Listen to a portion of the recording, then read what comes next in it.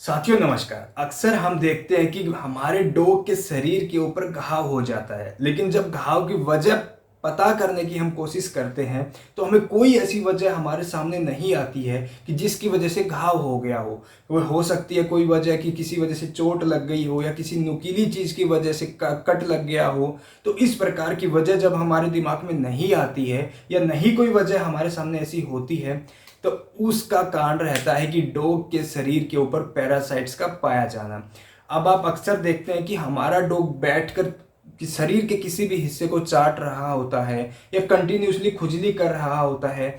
तो आप कैसे पता कर सकते हैं कि हमारे डॉग के शरीर पर पैरासाइट है या नहीं है, या खुजली की कोई दूसरी वजह है, कोई बैक्टीरियल इन्फेक्शन है, या क्या कारण ऐसा है कि जिसकी वजह से हमारा डॉग बेचैन है। तो सबसे पहले आपको क्या करना है, एक साफ सुथरा वाइट टॉवल लेना है या अब एक वाइट नैपकिन इस्तेमाल कर सकते हैं। तो उसको हल्का सा गीला कर लेना है। अब आप जब गीला करेंगे तो आप समझ लीजिए कि ये हमारे डॉग की कमर है। कमर के ऊपर कुछ इस प्रकार से बाल होते हैं, यानी कि इस प्रकार यदि हम एज्यूम करते हैं कि गर्दन होती है तो गर्दन से पूंछ की तरफ हमारे डॉग के बाल जो होते हैं वो मुड़े हुए होते हैं।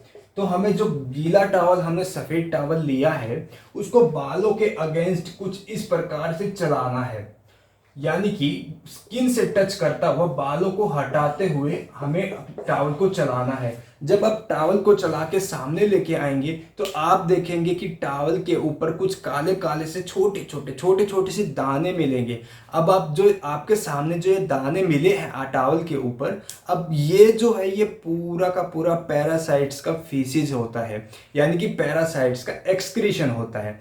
तो आप समझ लीजिए कि आपके डॉग के शरीर के ऊपर पैरासाइट्स है। यदि आप अपने एक नेचुरल रोशनी में जब आप देखेंगे इस प्रकार से कुछ बाल हटाते हुए, तो भी आप पैरासाइट्स को देख सकते हैं, यानी कि फ्लीज या टिक्स को आप देख सकते हैं। अब फ्लीज की वजह से कौन सी ऐसी समस्याएं हैं जो आगे चलकर हमारे डॉग को हो सकती है या उनको किस प्रकार से हम डायग्नोस कर सकते हैं। तो उसके लिए डायग्नोस के लिए हमें ब्लड सैंपल लेबोरेटरी भेजना है और इनके लिए एक टेस्ट होता है एशियाटिक 4। एशियाटिक 4 टेस्ट में 4 टेस्ट कवर होते हैं जो कि प्रोटोजोआ या पैरासाइट्स की वजह से बीमारी होती है उनका पता करने के लिए होते हैं।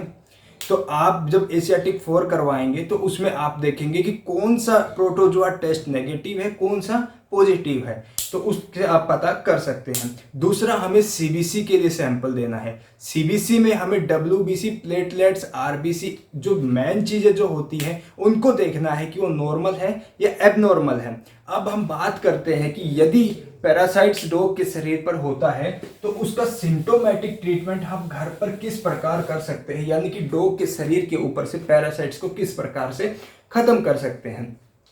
तो आप देखिए ये डॉग की कमर है और बाल कुछ इस प्रकार से, यानी कि गर्दन की तरफ से पूंछ की तरफ मुड़े हुए होते हैं। तो इस प्रकार से बाल होते हैं और यहाँ हम अज्यूम करते हैं कि गर्दन है डॉग की, और ये कुछ इस प्रकार से हम पैर बना देते हैं ये, और ये इधर पूंछ हो गई।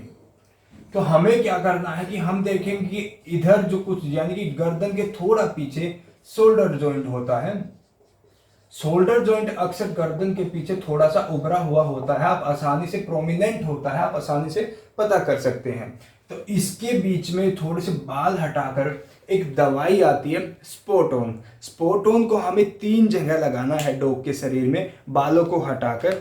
पहला जो पॉइंट है, हमें शोल्डर जॉइंट के बीच में बालों को हटाकर लगाना है। अब दूसरा जो है, यानी कि गर्दन और पूंछ के बीच का हिस्सा हम ये पकड़ लेते हैं, यहाँ के बालों को हटाकर चमड़ी के ऊपर हमें दूसरा पॉइंट बनाना है, यानी कि दूसरी जगह डालना है।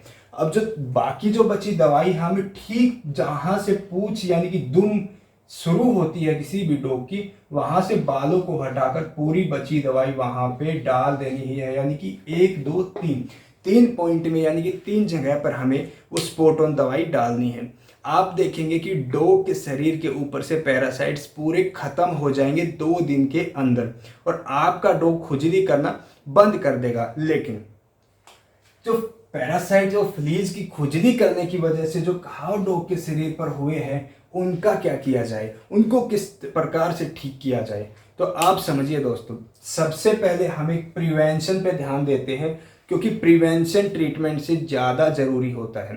सबसे पहला पॉइंट हमें प्रिवेंशन में क्या करना है, हमें मार्केट से ई कॉलर लेना है, यानी कि ई कॉलर यानी कि एलिजाबेथ कॉलर। एलिजाबेथ कॉलर कुछ इस प्रकार का दिखाई देता है। उसको हमें अपने डॉग की गर्दन में पहना देना है, जिसकी वजह से डॉग हमारा उसको घाव को चाट ना पाए। दूसरा हमें क्या करना है कि एक एंटीबायोटिक देना होगा। एंटीबायोटिक का नाम है, एक मिनट में इसको इरेज कर देता हूं।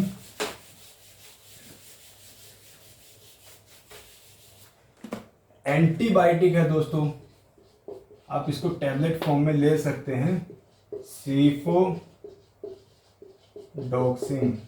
यदि आपका डॉग 20 किलो के वजन का है या 20 किलो से वजन से कम है, तो आपको 100 mg की टैबलेट दिन में 2 बार देनी है, यानी कि सुबह और शाम।